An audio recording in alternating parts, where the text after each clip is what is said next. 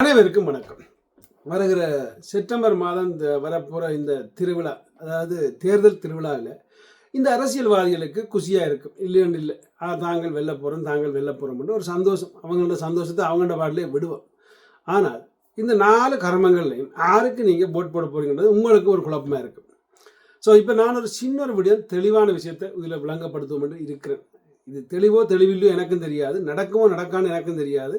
அதை விட இதை ஏற்றுக்கொள்வார்களோ ஏற்றுக்கொள்ள மாட்டாங்களோ எனக்கும் தெரியாது. ஆனால் நாங்கள் சொல்ல வேண்டியது எங்களோட கடமை. அது என்ன பொறுத்தவரை யாருக்கு ஓட்டு போட்டாலும் அங்கே நாடு முன்னுக்கு வர போகிறதுன்னு இல்லை. அந்த நாடு எப்படியோ பாதாளத்துக்கு போனது தான்.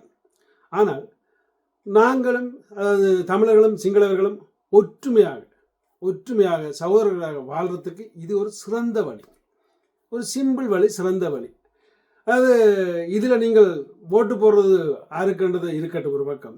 ஆனால் ஒரு புது சட்டத்தை உருவாக்கினார். அதாவது தமிழீழம் என்றதை இனி வேண்டாம், அது எங்களுக்கு தேவையில்லை. இந்த புது சட்டம் மட்டும் இருந்தால் அடுத்தது எங்களுக்கு நாங்கள் பாதுகாப்பு, உங்களுக்கு நீங்கள் பாதுகாப்புன்றது இனி தேவையில்லை. இந்த சட்டம் இருந்தால் எப்படின்னு பார்த்தா, அதாவது ஒவ்வொரு 5 வருடமோ அல்லது தெரியல 5 வருடமோ 6 வருடமோ தேர்தல்கள் வரும் பொழுது இந்த 5 வருட தேர்தலில் ஒருக்கா தமிழர் ஆளட்டும், ஒருக்கா சிங்களர் ஆளட்டும். ஏன் அதை ஒரு சட்டமாக கொண்டு வரக்கூடாது?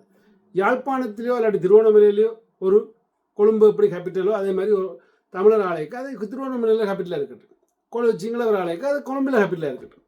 ஸோ 2 கேபிட்டல் இருக்கும். 2 வருஷத்துக்கு 5 வருஷத்துக்கு ஒருக்கா மாறிக்கொண்டிருக்க வேண்டிய இயல்பாகவே அந்த நாடு சூப்பராக போகும். அது ஆறாலையும் இதை மாற்ற முடியாது. இது எவனும் விரும்பி அங்கே கொண்டு பணத்தை கொட்டுவான். என்னிட்ட கிடக்கிற ஒரு ரூபா கூட நாங்கள் கொண்டு அங்கே கொட்டுவேன். அப்படி எல்லாத்தையும் நாங்கள் கொட்டுவோம். ஏன்னா இந்த நாடு அதுக்கு பிறகு ஒருவரும் அங்கே வேற்றுப்பாடு நினைக்கவே மாட்டாங்க, நினைச்சே பார்க்க மாட்டாங்க. ஏன்னா அது எங்கெண்ட நாடு என்ற ஒரு உரிமை தானாக வரும். ஸோ இதை செய்கிறதுக்கு சிங்கள, அதாவது இந்த புத்திஜீவிகளும் சரி, இல்லாட்டி சிங்கள அரசியல்வாதிகளும் சரி, இல்லாட்டி சிங்கள மக்களும் சரி தயாராக. ஸோ இது தான் இந்த தேர்தலில் முக்கியமான ஒரு விடயமாக இருந்தால் இந்த நாடு சூப்பராக வரும். அதாவது நான் ஏற்கனவே பல விஷயங்களை சொல்லியிருக்கிறேன்.